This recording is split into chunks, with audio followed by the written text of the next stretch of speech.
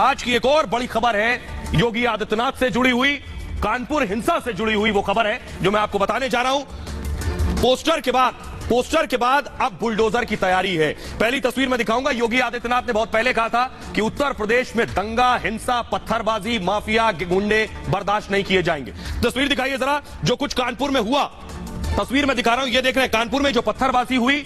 योगी आदित्यनाथ ने इस पर बहुत सख्त एक्शन लिया है, बहुत गुस्से में है क्योंकि अब तक उत्तर प्रदेश से ऐसी तस्वीरें योगी के कार्यकाल में सामने नहीं आई थी। तो पुलिस ने क्या किया, ये जितने लोग पत्थर चला रहे हैं सीसीटीवी फुटेज के जरिए इनके पोस्टर देखिए चिपका रही पुलिस ने इस पूरे इलाके में जगह जगह पोस्टर चस्पा कर दिए, पोस्टर चिपका दिए हैं। और इन पोस्टर में देखिए बाकायदा 40 तस्वीरें हैं और 40 में कई गिरफ्तार हो गई है। जरा ये देखिए, ये आप देख रहे हैं पोस्टर, ये पोस्टर देखिए 1 से लेकर 40 तक तस्वीरें इसमें हैं। ये जितने लोग शामिल थे इस साजिश में, पत्थरबाजी में, पत्थर फेंकने में, हिंसा में, इन सब की तस्वीरें आ गई हैं। तो आइए अब आपको बताता हूं मैं कि पोस्टर के बाद अब तैयारी है बुलडोजर की। आज पोस्टर आ गया और कल बुलडोजर चल सकता है। देखिए जरा, ये आप देख रहे हैं योगी का बुलडोजर तैयार खड़ा है, तेल डल गया इसमें।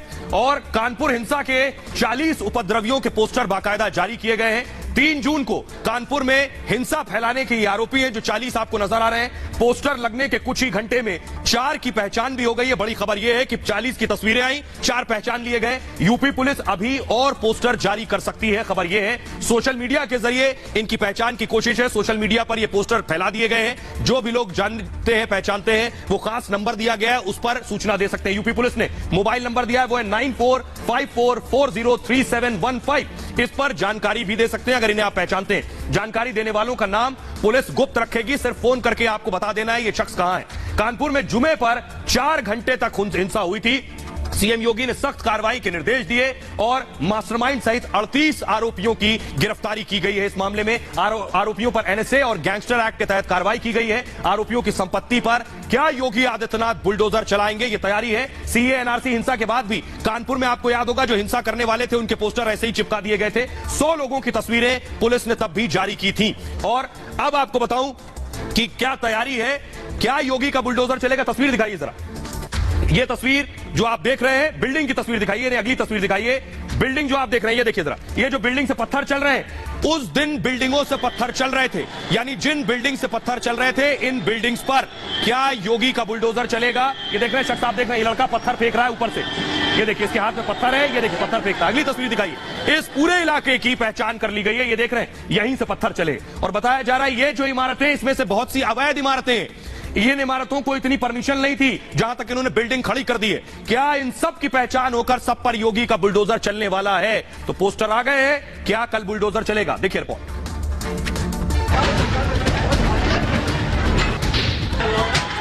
दंगाइयों के फोटो फिर से लगाएंगे चौराहे चौराहे पर और नोटिस जाएगी कि तुमने इतने साल पहले दंगा किया था, अब बेटा समय आ गया इसकी भरपाई भी कर लो। एक बार फिर यूपी में दंगाइयों के पोस्टर लग गए। कानपुर में 40 दंगाइयों का अब चुन चुन कर हिसाब होगा। सीएम योगी ने पहले भी इन दंगाइयों को चेतावनी दी थी। यूपी में हिंसा करने वाले एक बार फिर योगी की बात को ध्यान से सुन लें। दंगा होंगे तो अगली 7 पीढ़ी का पट्टा लेकर के जाना जो भरपाई करके रहेगी। कानपुर में हिंसा के कुछ ही घंटों बाद योगी ने सख्त कार्रवाई के आदेश दे दिए थे।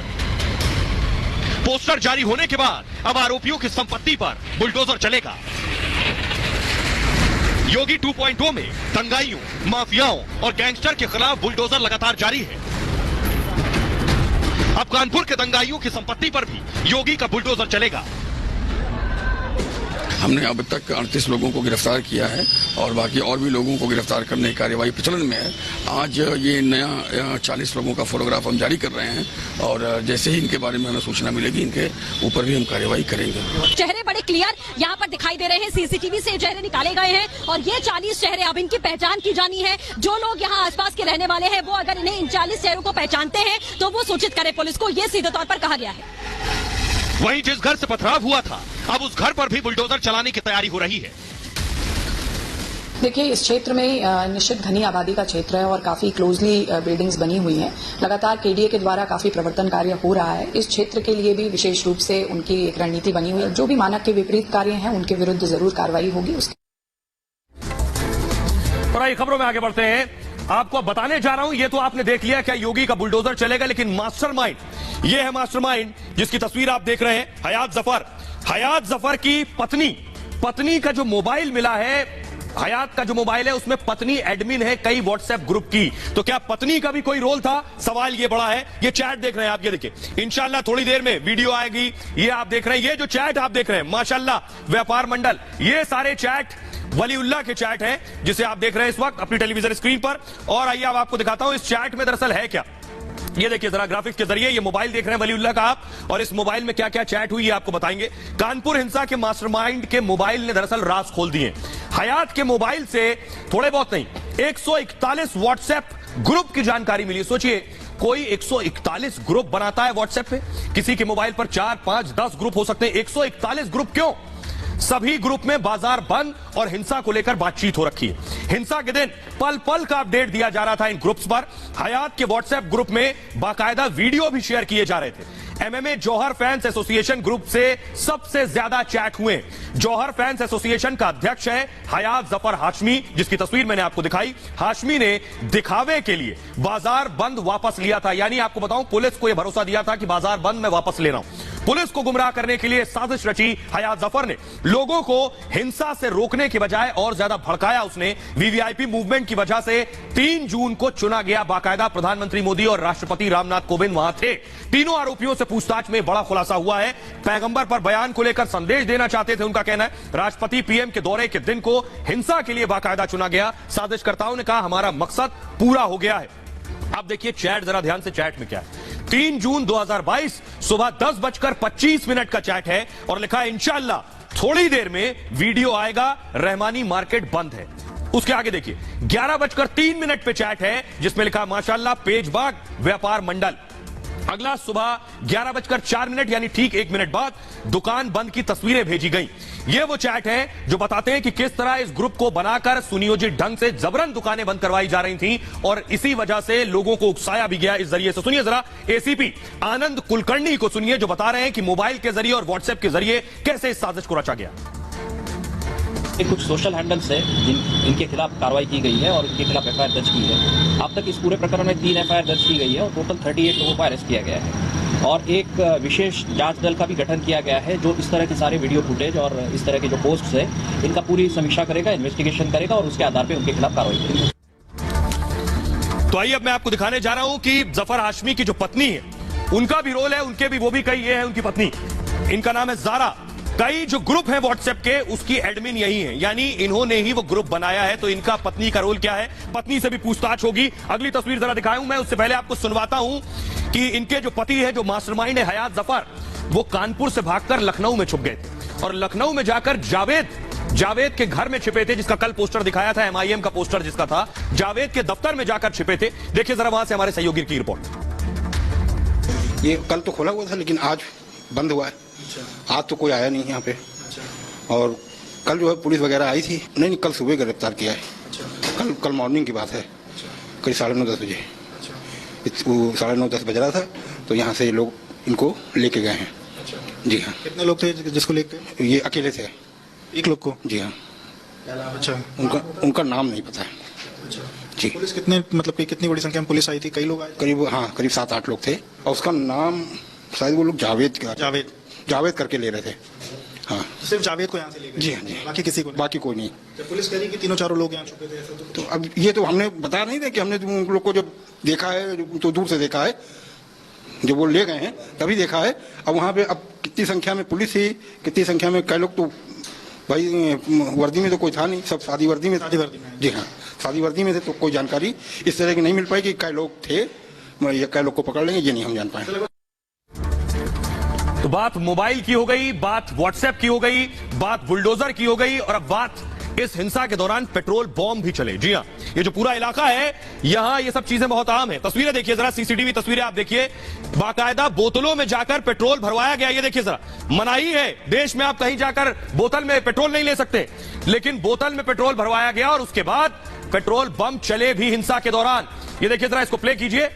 ये आप देख रहे हैं, ये जो बोतल फेंक रहा है ये शख्स, इस ग्राफिक्स में आपको नजर आ रहा है ये लड़का, इसे प्ले कीजिए, जो बोतल फेंक रहा है।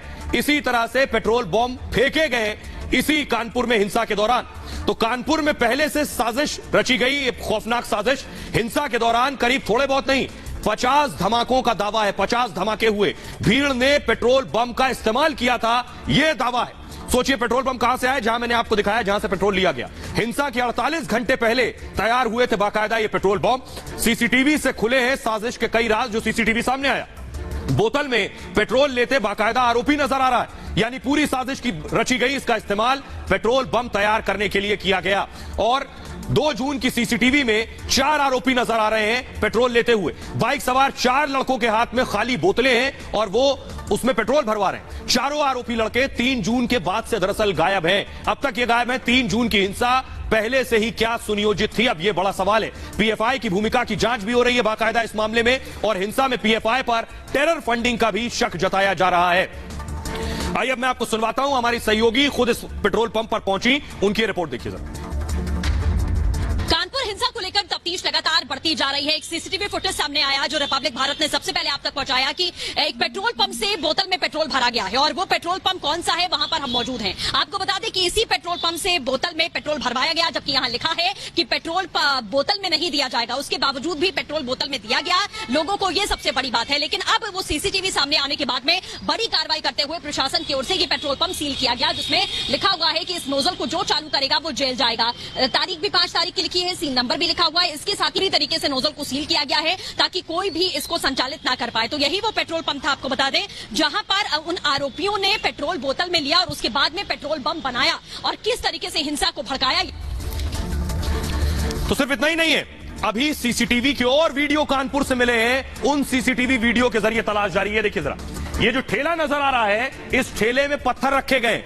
आखिर ये ठेला कहां से आया, ठेले पर पत्थर क्यों रखे गए? बाकायदा जो लड़के आप ठेले के इर्द गिर्द आपको नजर आ रहे हैं, ये पत्थर फेंक रहे थे। इन सब की तलाश जारी है और इन सब को रोक रोक कर इस पिक्चर को, इनकी तस्वीरें निकाली गई हैं जो पत्थर फेंक रहे थे। पत्थर फेंकेंगे तो कार्रवाई होगी। अगली तस्वीर देखिए जरा, ये जो तस्वीर आप देख रहे हैं इस शख्स को, ये जो आप देख रहे हैं, ये भीड़ जो नजर आ रही है पत्थरबाजी करती हुई, ये भीड़, ये देखिए, ये युवा लड़के, बहुत उम्र नहीं है इनकी, लेकिन छोटे छोटे बच्चे हैं, उकसाने के बाद पत्थर चला रहे हैं। 21 साल 22 साल के हैं। अब आइए आपको सुनवाते हैं। सब इंस्पेक्टर प्रतिभा पांडे कह रही है इन सीसीटीवी फुटेज के जरिए इन पत्थरबाजों की तलाश हो रही है। सुनिए जरा। जो मैम आप लोग आई हैं, क्या अब तक सीसीटीवी में कुछ मिला है यहाँ पर? जी बहुत कुछ मिला है अभी, लेकिन वो प्रोसीजर कार्यवाही चल रही है। कई सीसीटीवी लोगों ने फॉर्मेट कर रखे हैं, तो उनको लेकर के क्या कार्रवाई की जा रही है? सर वो कार्यवाही हो रही है उससे रिलेटेड। हाँ, लेकिन कुछ लोगों ने फॉर्मेट किया है, लेकिन उसके ऊपर होगा। कुछ लोग ऐसे भी जो सीसीटीवी बता रहे हैं मेरे बंद थे या खराब थे, इस तरह के बहाने भी बना रहे हैं। जी उन्होंने किया, लेकिन ऐसा तो पता चल जाता है ना, इस तरह बच तो नहीं सकते। क्या लगता है सीसीटीवी में कुछ अहम चीजें निकलकर सामने आई हैं? जी बहुत बहुत कुछ निकल गया है। तो एक्शन होगा कानपुर में, जो एक्शन शुरू हो चुका है। योगी आदित्यनाथ किसी को